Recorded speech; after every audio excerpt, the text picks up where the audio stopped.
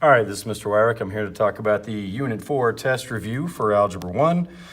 Number 1, the Mavericks fans can buy tickets for the lower deck or upper deck. Remember, $500 is your budget. That has to be the big number. You can't spend more than that.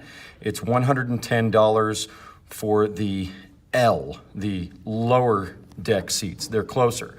75% of that, 0.75 is not my answer. I take 0.75 times the 110, and that gives me $82.50 for my upper deck seats. No matter what combination I buy, can't spend more than that. That's my answer.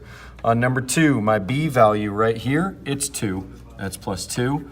My slope, I go up 1 over 1. It's uphill, so it's positive, so that's 1x. So I'm going to have my y, and it's an inequality. I have a solid line, so it needs that equal sign. I'm shading above it, greater than. Okay, y is greater than 1x plus 2. Make sure you know how to type these into the calculator. This is the majority of the test.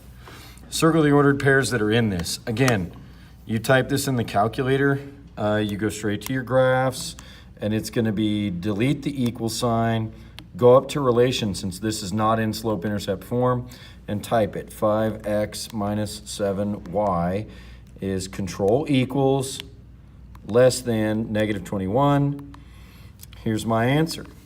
So all of these that are in there, the negative 40 is on the line, but I got a dashed line. It's not an answer because that dashed line doesn't count. The negative 6,3 over 6 up 3, yes. 0 zeros in there, no. 0, 3 on the line again, but because it's on the line and we have a dashed line, it's a no. 2, negative 5, nope, it's outside. Negative 2, 6, that's up there in the shaded, that's a yes. 4, solve the inequality below. All I'm doing on this one, menu 3-1, I'm numerical solving. It's negative 6, parentheses, x minus 4, close my parentheses. I'm going to use equals instead of the inequality, and then it's 4x minus 6. Don't forget your comma x to get it to solve. I get 3. So I know I've got my x, I've got my 3. I check a number that's either bigger or smaller than 3. I like 0.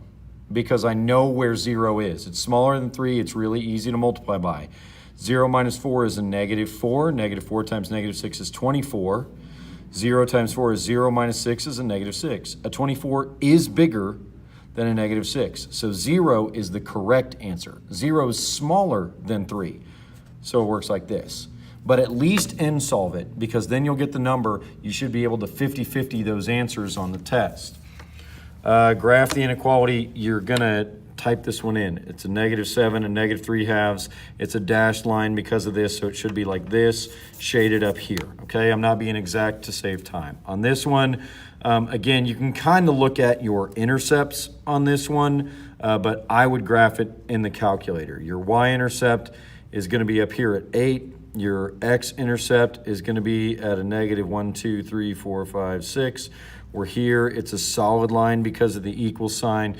And on this one, it's negative. That sign's gonna flip, we're gonna shade below. But again, just type this in. It's a relation, delete that equal sign. Number 7, the ordered pairs that are solutions. Again, I'm graphing. I'm just gonna make a new graph. I'm not gonna worry about deleting my old graph. I delete this. Greater than or equal to 4 minus 8x. Here we go. There it is. So this time, I'm a solid line. So anything on the line is in. The 0, 4, the 1, negative 4, they're on the line. They're in. 10 zeros in the shaded part, it's good. When 1 is in there, it's good. These two are the ones that are not. Solve this inequality. This is 2x over here. This is a negative 16 over here. This is x. This is a negative 8. I didn't divide by a negative. It's like that. X is everything bigger than negative 8. Again, you can end solve. You should be able to get the negative 8. This one, it's y equals x. If I have that graphed, it looks like this. If I change my slope to 5 over 2, that's bigger than 1, so it's steeper. This was on the last test. And the y-intercept, I changed that to 7. Whoop, it's going to go up 7. Okay, this is going to be words, it's going to be description, but you can graph them both on the calculator. Domain or range, domain is x, goes left to right. It goes from 0 to 20, it stops at both. The range is the y values. It goes from the bottom to the top. It stops at both. It goes from 0 up to 200. Make sure you know the difference. The biggest problem we saw with this on the last test and why everybody missed it, it was range and people were putting the x values. Range is y. It goes up and down, up and down. If a basketball player broke the old record, he has to have more assists. This one says less. It doesn't say 4 times the number of assists, so B is wrong. And if I got 4 less than the record, that doesn't make any sense. If I take away 4 from the record, I'm not breaking the record. Here we are. Graph the equation below. Why would you do anything other than rely on your calculator for this when you know you can type it in? Delete the equal sign, type it like it appears. This is a -9 and a 3, and it's just the line. You should be able to do that in the calculator. You should be able to match it up with the correct answer. 13, the 0. Put a 0 in here and solve it. Okay? This is going to be, I think, a -20. It's not really important. What's important is you put a 0 in there, and you can n solve that for x. Okay? Circle the ordered pairs that are not solutions. Again, I'm graphing it, but this is really important. I want the ones that are outside. I'm going to go ahead and make another graph on this one just to hammer this point home. Delete that equal sign, choose a relation. 2x minus y is control equals. Control equals, very important. Get that inequality symbol in there. Less than 11. Here we are. Okay, 0, 0's in it. I want the one that's not a solution. Not there. 0, -11. That's down there. That's on the line. And this one is a dashed line. On the line doesn't count. That one's not a real answer. 2, 2 is up here in the shaded. I'm leaving it alone. 7, -2. I'm over 7. I'm down 2. It's out here in the white. That's not a solution. Be careful on those. Graph this inequality. Again, I'd be dividing by a negative. This sign would flip. I'm going to shade below.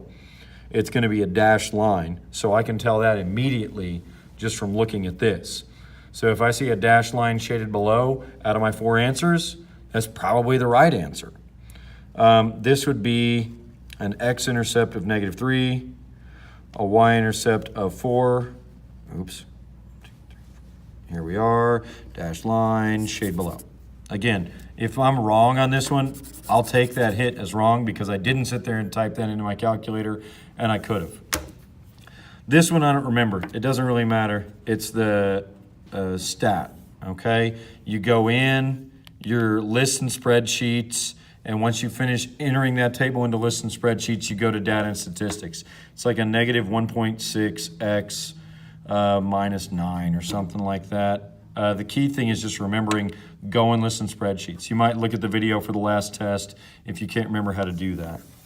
Number 17, how far you have to go is always divided by how fast you're going if you're trying to figure out t, the time.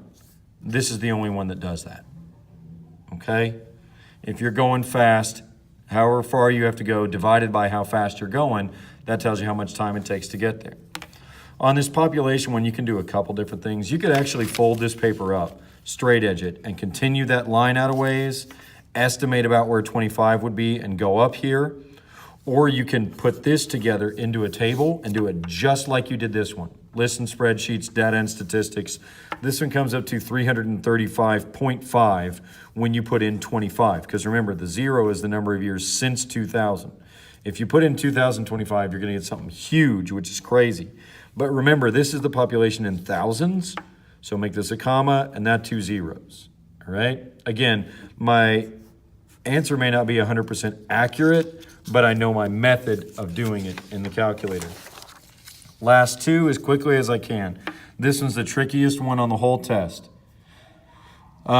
They charge $55 per half hour up to a max of 3 hours. And then a $30 cleaning fee. They got to pay somebody to clean it up. That's plus 30 on the cleaning fee. If you do 3 hours, that's 6 half hours. So that's 55 times 6. That'd be 330. So 330 plus 30 means 360 would be the max amount that you can spend. You book the gym for 3 hours and they got to clean it up. Mr. McLaughlin's buying his wife earrings. He's got 250. My 250 has to be the big number. He can't spend more than that. I'm going to write it this time over here. All my money that I'm spending is less than or equal to that. Then you just have to match up the thing to the right one. The earrings are 20. 20 times E.